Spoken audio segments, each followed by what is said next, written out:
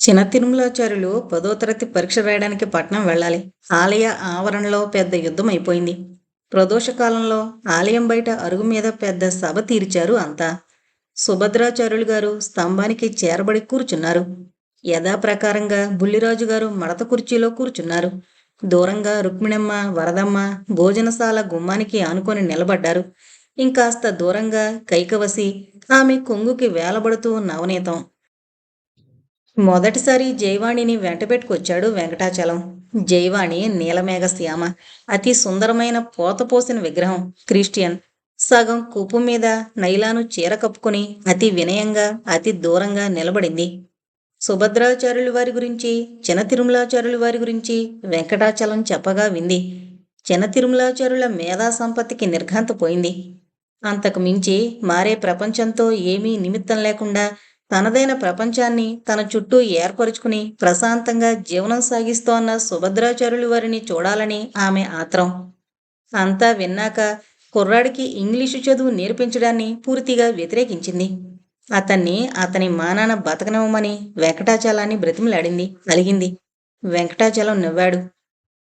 Louis పాశ్చర్ని పిచ్చివాడని ఊరు నుంచి వెలివేశారు. పిచ్చుకుక్కలు కరవగా వచ్చే ర్యాబిస్కి చికిత్స కనుక్కున్న వైద్యుడైన అతను వైద్యం చేసే పిచ్చుకుక్కలకి అతనికి తేడా లేదన్నారు. అతని వైద్యం ఉత్త పిచ్చి వదరబోతుతనమని కాగితం మీద సంతకం చేయించారు. ర్యాబిస్ రోగంతో బాధపడుతోన్న 9 ఏళ్ల కుర్రాడి మీద తన మందుని ప్రయోగించి చంపవద్దని భార్య కూడా బ్రతిమిలాడింది. ఈ మందు పుచ్చుకుంటున్న మొదటి రోగి ఈ కుర్రాడు. నిజానికి బతుకుతాడో లేదో తెలియని విషమస్థితి. ఆ మందుని తన బిడ్డ మీద మొదటిసారి ప్రయోగించిన వైద్యుడు, ఇద్దరు అపూర్వమైన లక్ష్యానికి అంకితమైన అపర దేవతామూర్తులు. ఆ క్షణం అనుభవైక వేద్యం. వెంకటాచలంలో అలాంటి పట్టుదల చోటు చేసుకుంది. ఆ లక్ష్యం జైవాణికి అర్థం కాలేదు. కానీ అర్థం చేసుకోవలసిన వ్యక్తి సుభద్రాచార్యులు. అర్థమయ్యేటట్టు చేయవలసిన సందర్భం ఇది. ఆ రాత్రి పిచ్చి కేకలు వేస్తోన్న బిడ్డను ఒడిలో పెట్టుకుని తల్లిని ఏం చెప్పి లూయి పాశ్చర్ ఒప్పించగలిగాడు? ఆ స్ఫూర్తి ఆ తల్లికి కలగాలి. సరిగ్గా ఈ కథే చెప్పాడు వెంకటాచలం.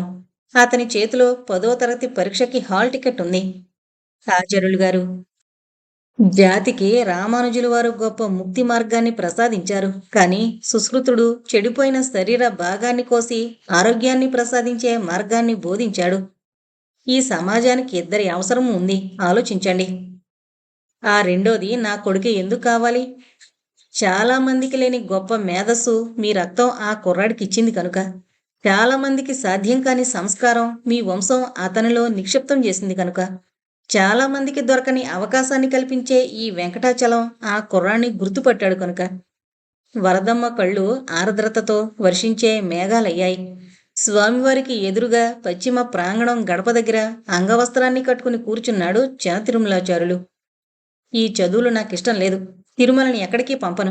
మీరు మళ్ళీ ఈ వైపు రాకండి. నాకింకేం చెప్పడానికి ప్రయత్నించకండి. నన్ను కాదంటే గోస్తానీలో దిగి ప్రాయోపవేశం చేస్తాను అన్నారు సుభద్రాచార్యులు. శ్రీమన్నారాయణ అని చెవి మూసుకుంది రుక్మిణమ్మ. వరదమ్మ భోరుమంది. ఏదో మాట్లాడబోయిన వెంకటాచలాన్ని జైవాణి ఆపింది. బుల్లిరాజు కుర్చీలోంచి లేచాడు. ఆచార్యుల గురించి నాకు తెలుసు, పదవయ్యా అని సుభద్రాచార్యుల వైపు తిరిగి, కుర్రాడికి భవిష్యత్తుంటుందని ఈ వెంకటాచలం నా చెవిలో నూరిపోస్తే కథ ఇంతవరకు రానిచ్చాను. నిన్ను బాధ పెట్టినందుకు క్షమించి ఆచార్యులు. ఇక ఈ వెంకటాచలం మళ్ళీ ఈ ఊరొస్తే కాళ్ళు విరగొట్టించేస్తాను అన్నారు. కైకవసికి కళ్ళనీళ్లు తిరిగాయి. మొదటిసారిగా తనకి నోరు లేనందుకు ఏడ్చేసింది. కానీ తల్లిని పట్టుకున్న 10 ఏళ్ల నవనీతం ఆగలేకపోయింది. చదువు చెప్పించక నీలాగా నామాలు పెట్టుకుని గోసి కట్టుకుని బతకమంటారా పంతులు గారు అంది. అక్కడున్న వాళ్ళంతా ఆ మాటకి ఆపాదమస్తకం వణికిపోయారు. ఎలా వచ్చారో బుల్లిరాజు 3 అంగల్లో ఆ పిల్ల దగ్గరికి దూకి చాచి చెంప మీద కొట్టాడు. ఆ దెబ్బకి 10 గజాలు దొర్లుకు గాలిలోకి లేచిపోయింది నవనీతం. కైకవసి పిచ్చి కేక పెట్టింది. వరదమ్మ, రుక్మిణమ్మ గొల్లుమన్నారు. నవనీతం ముక్కులోంచి రక్తం ధార కట్టింది. ఒక్కటే పొరుగునొచ్చి ఆమెను పొదివి పట్టుకుంది చిన్న తిరుమలాచార్యులు. తన భుజం మీదున్న అంగవస్త్రంతో రక్తం తుడిచాడు. ఆమె తలని పొదివి పట్టుకున్నాడు. జైవాణి సంజ్ఞని అర్థం చేసుకున్నాడు వెంకటాచలం. మరో క్షణంలో ఇద్దరూ ఆలయం నుంచి ఆ ఊరు నుంచి మాయమైపోయారు. మరో గంటకి వెంకటాచలం కొనిచ్చిన తను ఇంతకాలం చదివిన పుస్తకాలన్నీ ఆలయం దక్షిణ గోడ దగ్గర చింపి పోగులు పెట్టి నిప్పంటించేశాడు చిన్న తిరుమలాచారులు. సుభద్రాచార్యులు వారు వైలిన్ పట్టుకుని అనంత పద్మనాభస్వామి ఆలయం మెట్ల మీదకి తరలిపోయారు. ఆ రాత్రి ఎవరూ ఎక్కడా భోజనం చేయలేదు. విశాఖపట్నంలో వెంకటాచలం, జయవాణి కూడా అన్నం ముట్టలేదు. ఓ గొప్ప వ్యక్తి కన్ను మూస్తే ఏమవుతుంది? ఓ గొప్ప సత్యం అబద్ధమని నిరూపణ అయితే ఎలా ఉంటుంది? ఆకాశంలో ఉండాల్సిన నక్షత్రం కూలిపోతే ఏమవుతుంది? నవనీతం మీద ఎనలేని ప్రేమ తోసుకొచ్చింది కైకవసికి. తన బిడ్డని గుండెలకి హత్తుకుని తనివితీరా ముద్దులు పెట్టుకుంది. తన గొంతుని భగవంతుడు నవనీత రూపంలో ఇచ్చాడనుకుంది. మొదటిసారిగా తను మూగదైనందుకు ఏ విచారమూ కలగని సందర్భం అది. బాధగా ఉందా అని కూతురు కళ్ళల్లో కళ్ళు పెట్టి మూగగా పృచ్ఛించింది. రాచరికపు రక్తం పంచుకు పుట్టిన పిల్ల నవనీతం. గొప్ప యుద్ధాన్ని జయించిన ఆనందం, గర్వం ఆమె ముఖంలో కనిపించింది. లేదని ప్రశాంతంగా నవ్వింది. ఓ రాత్రికి కొండమెట్లు దిగారు సుభద్రాచార్యులు వారు. ఆయన ఇంట్లోకి రావడం వరదమ్మకి తెలుస్తోంది. భోజనం గురించి అంతా మరిచిపోయారు. దుప్పటి కప్పుకు నిద్రపోతున్న తిరుమల చాప మీద కూర్చున్నారు సుభద్రాచార్యులు. కుర్రాడి తల మీద ఆద్రంగా చెయ్యి వేశారు. అంతే, వెంటనే తుళ్ళిపడ్డారు. కుర్రాడి శరీరం వేడిగా మరిగిపోతోంది. వెంటనే లాంతరు ఒత్తి పెద్దది చేసి దగ్గరకొచ్చారు. వరదమ్మ, రుక్మిణమ్మ అప్పటికి లేచారు. తిరుమల నిద్రలో పలవరిస్తున్నాడు. ఒళ్ళు జ్వరంతో కాలిపోతోంది. సుభద్రాచార్యులకి కళ్ల ముందు తన చావు బతుకుల సంఘటన కదిలింది. మరొక్కసారి అలాంటి విషమ పరిస్థితే రాబోతోందా? అలాంటి దుర్ఘటనే కుటుంబానికి శాపం కాబోతోందా? ఆలోచించడానికే ఆకులా వణికిపోయారు. మాటల్లో చెప్పలేకపోయినా ఆ ఆలోచనలన్నీ ఇద్దరి ఆడవాళ్ల మనసుల్లోనూ కదలకపోలేదు. కాని పరిష్కారం ఏమిటి? చికిత్స ఎలా జరగాలి? ఎక్కడ జరగాలి? పిల్లాడి మనసులో ఎలాంటి ఆలోచనలున్నాయో? మూడో రోజుకి బొత్తిగా నీరసపడిపోయాడు తిరుమల. సుభద్రాచార్యులు బిడ్డ పక్కనే కూర్చుని, పరీక్ష రాయాలనుందా చిన్నా అని అడిగారు. తిరుమల కళ్ళు ఎర్రగా చింతనిప్పుల్లా ఉన్నాయి. ఆ నిప్పుల నిండా నీరు నిండింది. లేదు అని తల ఊపాడు. తల నీరసంగా ఊగింది. ఆ లేదు అండంలో బలహీనత ఆరోగ్యాందా, ఉద్దేశాందా స్పష్టంగా అర్థం చేసుకున్నారు సుభద్రాచార్యులు వారు. ఆ రోజు నుంచి వారం రోజుల పాటు తిరుమలకి మందు వేయలేదు. జ్వరం తగ్గలేదు. తమ వంశానికి మంత్రాన్ని వారసత్వంగా అందించిన ఆచార్య రత్నహారం ముందు నిష్టగా అష్టాక్షరి మంత్ర పారాయణం జరిపారు. పెద్ద తిరుమలాచార్యులు వారి చర్మదశ రుక్మిణమ్మ కళ్ల ముందు మెదులుతూనే ఉంది. ఆమె ఆకులా వణికిపోయింది. ఈ కుటుంబానికి మరొకసారి ఆ శాపం నీడ పడనివ్వకు స్వామి అని మొక్కుకుంది. బుల్లిరాజుగారు వచ్చి పోతున్నారు. సుభద్రాచార్యులు వారిని గమనిస్తున్నారు. ఆయన ఏమీ మాట్లాడలేకపోయారు. మొదట్నుంచి ధైర్యంగా ఉన్న కైకవసి కూడా డేలా పడిపోయింది. వాతావరణంలో అనూహ్యమైన స్తబ్దత ఏర్పడిపోయింది. పద్మనాభం నుంచి వచ్చినప్పటినుంచి వెంకటాచలం ముభావం అయిపోయాడు. ఎప్పుడూ నవ్వుతూ నవ్విస్తూ ఉండే మనిషిలో ఈ మార్పు ఆశ్చర్యకరంగానూ బాధాకరంగానూ కనిపించింది జయవాణికి. ఈ వారం రోజులు విస్కీ ముట్టలేదు. 8వ రోజున స్వయంగా విస్కీ గ్లాసులో పోసి తెచ్చింది జయవాణి. తలెత్తి ఆమె కళ్ళల్లోకి చూశాడు. వెంకటాచలం కళ్ళల్లో చెమ్మను చూసి నిర్ఘాంతపోయింది. మీరు ఏడుస్తున్నారా? ప్రశాంతంగా ఉన్న కొలనులో రాయి విసిరినట్టు అనిపిస్తోంది జయ. పవిత్రంగా బతికే ఆ కుటుంబంలో అనవసరంగా అలజడి రేపానేమో అన్నాడు తనలో తాను అనుకుంటున్నట్టు. మార్పు కొందరిని భయపెడుతుంది, కొందరిని బాధపెడుతుంది. అది మంచిదైతే ఆఖరికి అందరికీ మేలు చేస్తుంది. మీరు చేసిన మంచి పని ఈ 8 రోజులు ఆ కుటుంబానికి దూరంగా ఉండడమే. కొన్నాళ్ళు అటువైపు వెళ్ళకండి అంది. గ్లాస్ అందుకున్నాడు. విస్కీ తలకెక్కిన కొద్దీ ఆలోచనలు సడలిపోయాయి. అర్ధరాత్రికి వెంకటాచలం మళ్లీ మామూలు మనిషి అయిపోయాడు. మంచితనం కొందరికి బలహీనత, సదాచారం మరికొందరి బలహీనత. జేబులు కొట్టమంటే మహాత్మాగాంధీకి జబ్బు చెయ్యొచ్చు. విష్ణుమూర్తిని తలచుకుంటే హిరణ్యకశిపుడికి ఒళ్ళు మండినట్టు తన జోక్కి తనకే నవ్వొచ్చి ఆఖరి పెగ్గు గ్లాసు నిండా వంపుకుని జయవాణిని కావులించుకున్నాడు. రేపు హైదరాబాదు పోదాం అంటూ. పవిత్రమైన చందనం సువాసన తన మంచం మీద గుబాళిస్తే చటుక్కున్న తెలివొచ్చింది వెంకటాచలానికి. మంచం మీద కూర్చున్న సుభద్రాచార్యులను చూసి త్రుళ్ళిపడి లేచి కూర్చున్నాడు. పక్కనే బుల్లిరాజుగారు. జయవాణి గుమ్మం దగ్గర తెల్లబోయి వెర్రిచూపులు చూస్తోంది. ఆచార్యులు గారు అన్నాడు. మా తిరుమల పరీక్ష రాస్తాడు, ఆ ఏర్పాటు చేయి బాబు అన్నారు ఆచార్యులు గారు. వెంకటాచలానికి మతిపోయింది. క్యాలెండర్ చూశాడు. రేపే పరీక్ష. కుర్రాడెక్కడా? బండిలో పడుకునున్నాడు. 8 రోజులుగా జ్వరం, ఒంటి మీద స్పృహ లేదు. బుల్లిరాజుగారన్నారు. వెంకటాచలానికి పరిస్థితి అర్థం కాలేదు. జ్వరంతో తీసుకుంటున్న కుర్రాడు ఉన్నట్టుండి పరీక్ష ఎలా రాస్తాడు? పుస్తకాలన్నీ ఆ రోజే మంటబెట్టేశాడని చెప్పారు రాజుగారు. జయవాణి బలహీనంగా అంది. మొదట కుర్రాడిని ఆసుపత్రిలో చేర్చండి, ఆ తర్వాత. అందుకే వచ్చానమ్మా. ఆ కుర్రాడి ఆసుపత్రి పరీక్ష హాలు. ఆలస్యం చేయకు బాబు. పరీక్ష రాశాక ఆ అబ్బాయి ఏమైనా పర్వాలేదు. ఆ మాట అంటున్నప్పుడు సుభద్రాచార్యులు వారి గొంతు వణికింది. అక్కడున్న అందరి గుండెలు గొబగొబలాడాయి. ముఖం మీద ఇన్ని నీళ్లు గుమ్మరించుకుని బట్టలు వేసుకున్నాడు వెంకటాచలం. బయట బండిలో స్పృహలేక పడుకున్న తిరుమలను చూసి ఏడుపొచ్చింది. కుర్రాడు కైకవసి ఒడిలో తలపెట్టుకున్నాడు. నవనీతో తడిగొడ్డని తిరుమల నుదుటి మీద పొరుస్తోంది. ఆ రోజంతా పిచ్చివాళ్ల పరుగులు తీశాడు వెంకటాచలం. ఏవిఎన్ కాలేజీకి వెళ్లి ఫలానా విద్యార్థి పరీక్ష రాస్తున్నట్టు బోగట్ట ఇచ్చాడు. మరో గంటలో తిరుమలని నర్సింగ్ హోంలో చేర్చాడు. వెంటనే అతనికి సెలైన్ పెట్టారు. కానీ మర్నాటి పరీక్షకి చదువు, దాని గురించి ఎవరూ ఆలోచించలేదు. సాయంకాలానికి బలహీనంగా కళ్ళు తెరిచాడు తిరుమల. రేపు ఇంగ్లీషు మొదటి పరీక్ష. చెప్పు, ఈ ఎర్ర పెన్ను బాగుందా, నీలం పెన్నా? నీలం పెన్నులో ఇంకు చాలా పడుతుంది అన్నాడు వెంకటాచలం. తిరుమల చెవి దగ్గర నోరు పెట్టి కళ్ళెత్తి నీలం పెన్నని అందుకున్నాడు తిరుమల. సుభద్రాచార్యులు గారు, బుల్లిరాజు గారు, వరదమ్మ కళ్ళు తుడుచుకున్నారు. మర్నాడు తిరుమల సెగపాయి దువ్వి ముడివేసింది నవనీతం. వరదమ్మ నామం దిద్దింది. జ్వరం తగ్గింది.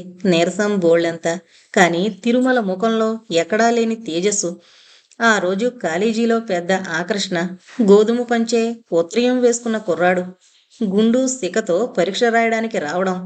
అతని వెనక మరో నామాలైనా, మీసాలైనా, బట్టతలైనా పెద్ద ఫ్లాస్కుతో 10 ఏళ్లమ్మాయి రావడం. టీచర్లు నవ్వుకున్నారు. పరీక్ష బెల్ల కొట్టాకే బల్ల ముందు కుర్రాన్ని కూర్చోబెట్టాడు వెంకటాచలం. పరీక్ష అయిపోగానే సరాసరి నర్సింగ్ హోంకి తీసుకువెళ్లాడు. 7 పరీక్షలు అలాగే రాశాడు. 4వ పరీక్షకే జ్వరం నార్మల్కొచ్చింది. 7వ రోజు పరీక్ష గెంతుతూ వెళ్లి రాశాడు తిరుమల. ఏ రోజు పుస్తకం విప్పి చదవలేదు. అయ్యో చదవలేదే అని ఎవరూ బాధపడలేదు. కుర్రాడి రోగానికి వైద్యం జరుగుతోంది. ఆ వైద్యానికి అంతరాయం కలగకూడదన్నదే వాళ్ళ లక్ష్యం. 3 నెలల తర్వాత పరీక్షా ఫలితాలొచ్చాయి. చిన్న తిరుమలాచారులు రాష్ట్రంలో ఫస్ట్ వచ్చినట్టు, బంగారు పతకం సాధించినట్టు పేపర్లో అతని ఫోటో వేశారు. చెడిపోవడానికి మారడానికి తేడా ఉంది. మారడం కొండకచో, చెడిపోవడం కాదు. అయితే మార్పు చెడుగా కొందరికి తోచచ్చు. ధర్మిలాను మార్పు చెడుగాను పరిణమించచ్చు. పంచి వదిలి ప్యాంటు వేసుకోవడం మార్పు. పాలు మాని విస్కీ తాగడం చెడిపోవడం. అయితే ఒకరికి విస్కీ మేలు చెయ్యొచ్చు, అలాగే ప్యాంటు కీడు చెయ్యొచ్చు. అది ఆ క్షణాన అనిపించదు. కోటు ఇంగ్లీషు వాడికి అవసరం, గోచి భారతీయుడికి చాలు. అది పేదరికం కాదు, గంభీరమైన నియతి. ఇదే భగవాన్ రమణ మహర్షి, మహాత్మాగాంధీ ఆచరణలో ఆదర్శంగా చేసి చూపారు. ఆ రోజుల్లో ఏవిఎన్ కాలేజీ ప్రిన్సిపల్ పారదసారథి గారు. ఆయన్ని కలిసి ఎలా ఒప్పించాడో వెంకటాచలం. ప్రైవేటుగా ఇంటర్మీడియట్ పరీక్షకు తిరుమల చేత రాయించే ఏర్పాటు చేశాడు. లెక్కలు, ఫిజిక్సు, కెమిస్ట్రీ గ్రూపు, ల్యాబొరేటరీ అవసరం ఉంది. ఆ అవసరాన్ని మాత్రం కాలేజీ తీర్చేటట్టు చేశాడు. ఆ విధంగా పద్మనాభంలో కుర్రాడు ఉన్న చోటనే ఉంటూ చదువుకునే అవకాశం కలిగింది. చిన్న తిరుమలాచారులు గుండు పిలక కాలేజీలో ఉన్న ఆ కాస్త సమయంలోనే ప్రచారంలోకి వచ్చింది. ఆ రోజుల్లోనే పట్నం వచ్చాక తండ్రికి చెప్పకుండా మొదటిసారి షర్టు తొడుక్కున్నాడు. అచ్చమైన పొందూరు ఖద్దరుతో ఫిల్ట్ పెట్టి పొడుగు చేతుల చొక్కాలు కుట్టించాడు వెంకటాచలం.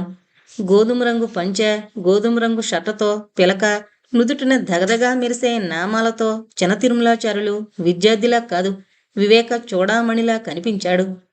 నలుగురు 6 రోజుల్లో గ్రహించాల్సిన విషయాన్ని తిరుమల 1 రోజులోనే గ్రహించేవాడు. పద్మనాభం నుంచి పట్నం రావడానికి తండ్రిగారి అయిష్టత, అయ్యే శ్రమ, తప్పనిసరిగా రావాల్సిన అగత్యం అన్నీ తిరుమల మేధస్సుని అవసరం మేరకి మరింత పొదును చేశాయి. ఆ రోజుల్లోనే తిరుమల కొచ్చిన్ కేఫ్లో రవ్వదోశ రుచి మరిగాడు. యేసుప్రభువుకి నివేదిస్తున్నంత భక్తితో జైవాణి ప్లేట్లో అందించే కేకుల రుచికి అలవాటు పడ్డాడు. ఆ రోజుల్లోనే వెంకటాచలంతో Akkineni Devadasu, Rod Steiger, across the bridge, Dilip Kumar, Madhumati చూశాడు. పెద్ద మనిషి అయిన నవనీతానికి పొట్టుపరికిని కొని తెచ్చాడు. ఆండాళ్ళుకి వెండి పట్టీలు కొన్నాడు. ఆ రోజుల్లో తిరుమల మనస్సు ఎలా ఉంది? విద్యుత్తుతో పదునెక్కిన అయస్కాంతంలా ఉంది. అయస్కాంతం తుప్పుపట్టిన ఇనుప ముక్కని దగ్గరికి లాక్కుంటుంది. మెరుగుపెట్టిన ఇనుముని తన వైపు తిప్పుకుంటుంది. ప్రస్తుతం తుప్పుపట్టిన ఇనుప ముక్కలేవి ఈ అయస్కాంతం వైపు రాలేదు. ఓ కొత్త ప్రపంచం వైపు అతని మనస్సు ఆవిష్కృతమైంది. ఆ ప్రపంచాన్ని బాగా అవపోసన పట్టేస్తున్నాడు. పోగొట్టుకున్న వయసుని విష పరిజ్ఞానంతో భర్తీ చేసుకుంటున్నాడు. అతనికి వెంకటాచలం మార్గదర్శి, గాడ్ ఫాదర్. వెంకటాచలానికి చిన్న తిరుమల ప్రొఫెసర్ హిగ్గిన్స్కి దొరికిన ఎలీజా డూ లిటిల్ లాంటివాడు. వెంకటాచలం జీవితంలో విచ్చలవిడితనం ఉంది. ఎవరికీ సంజేషి చెప్పుకోనక్కర్లేని వెర్రి స్వేచ్ఛ ఉంది, అవినీతి ఉంది. కానీ విచిత్రంగా చిన్న తిరుమలాచారులు అతనికో గొప్ప లక్ష్యాన్నిచ్చాడు. ఒక విచిత్రమైన ఛాలెంజ్నిచ్చాడు.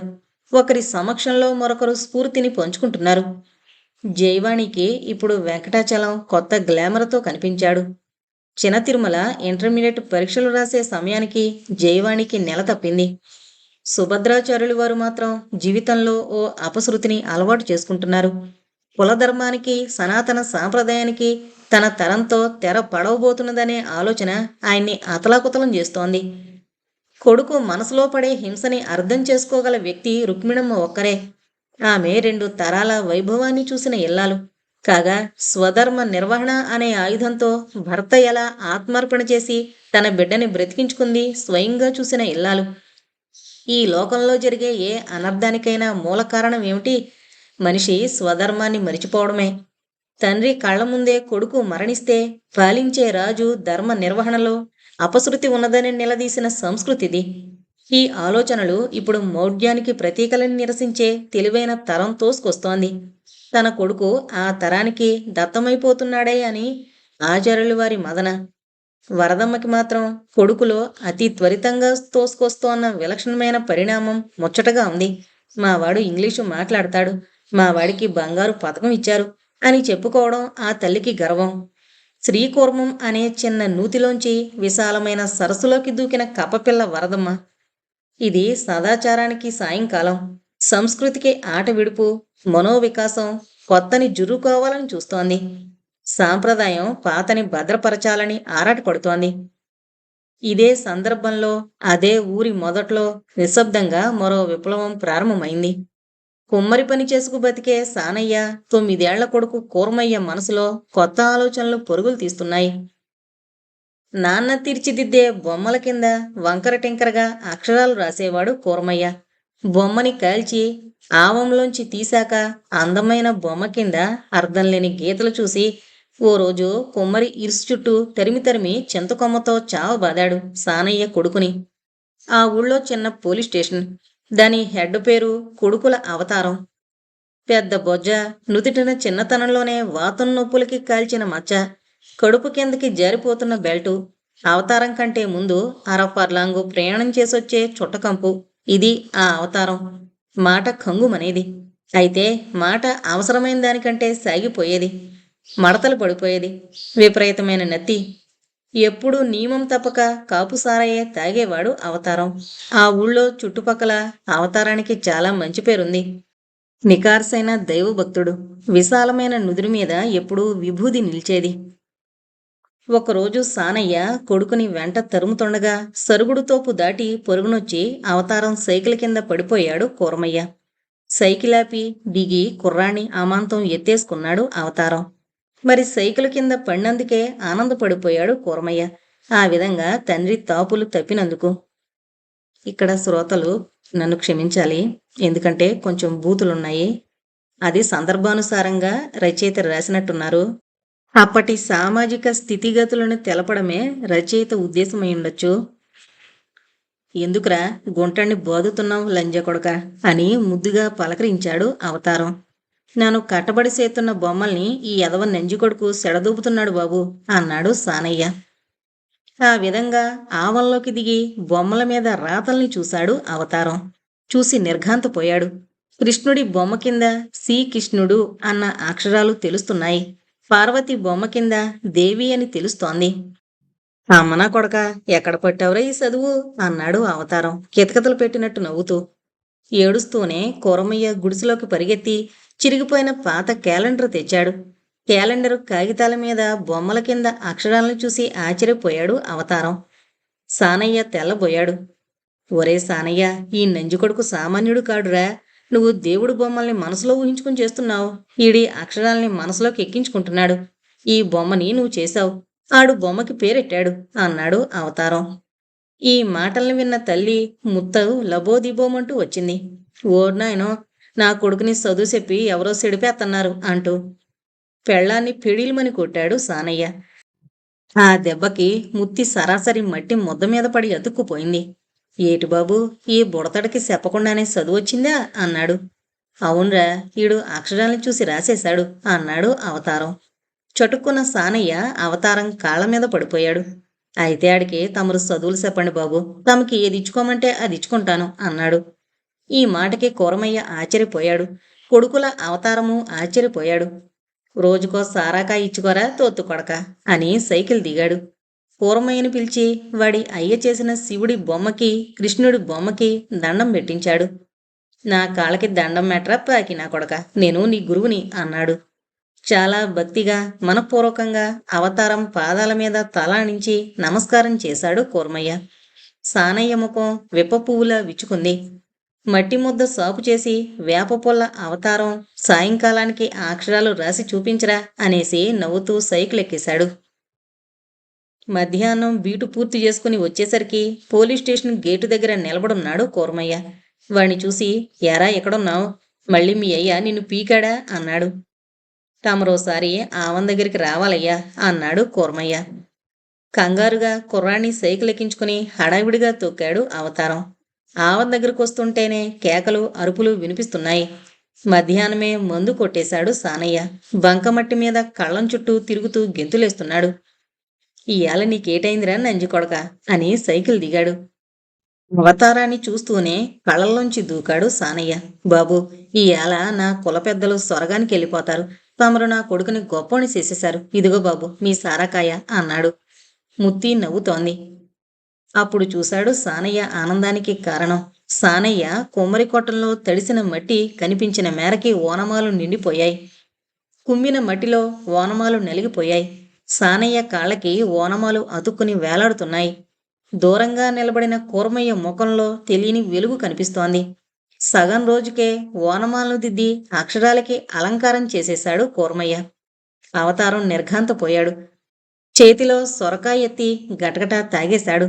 అమ్మనా కొడక, నువ్వు మామూలు మడిసివి కాదురా, కలెక్టర్ అయిపోతావు అని కూర్మయ్య వీపు పెడేలుమని చరిచాడు. సానయ్య ఆనందంతో గర్వంతో ఊగిపోయాడు. ఆ తర్వాత 6 నెలల్లో పెదబాల శిక్ష సుమతి శతకానికి వచ్చేశాడు కూర్మయ్య. ఇంగ్లీషు 4 బడులు కేవలం 4 రోజుల్లో ఒడిసి పట్టుకున్నాడు. పట్నం నుంచి పలక బలపం కొని తెచ్చాడు అవతారం.